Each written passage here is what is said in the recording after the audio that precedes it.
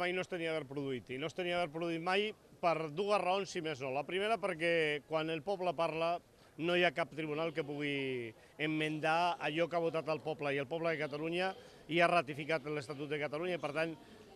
aquest procediment és un procediment que jo crec que fins i tot és un procediment no constitucional, per entendre's, no? Però a més tenim un Tribunal Constitucional desprestigiat, deslegitimat, un Tribunal Constitucional que ha fet de la sentència de l'Estatut de Catalunya tot un espectacle en tot un serial que per Catalunya, que per als catalans és absolutament inacceptable.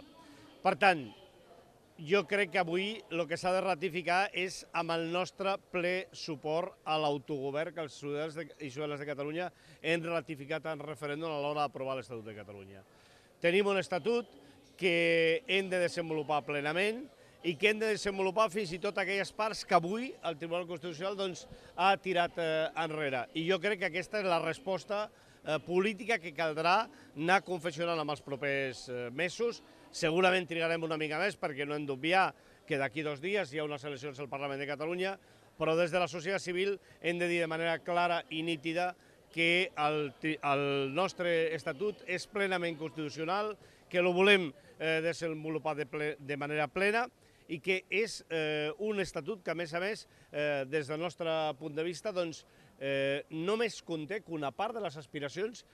d'una part molt important del poble de Catalunya. No és un estatut de màxims, és un estatut que en el seu moment va tindre una discussió interna d'una gran profunditat. Jo crec que té moltes potencialitats que s'han de continuar desenvolupant. Però a curt termini jo crec que també la ciutadania ha de poder expressar de manera clara i nítida al Tribunal Constitucional i al govern de l'Estat i al conjunt de l'Estat, fonamentalment el que ha portat aquest estatut del Tribunal Constitucional, és dir, al Partit Popular, el seu profund rebuig,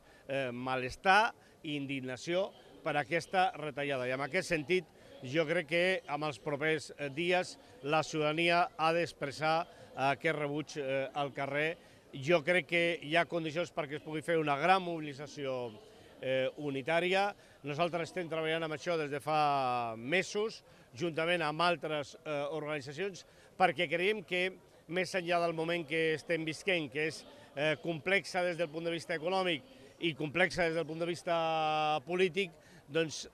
cal que el conjunt de l'Estat percebi la nostra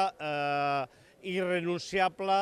posició en defensa de l'autogovern i de l'Estatut que hem aprovat.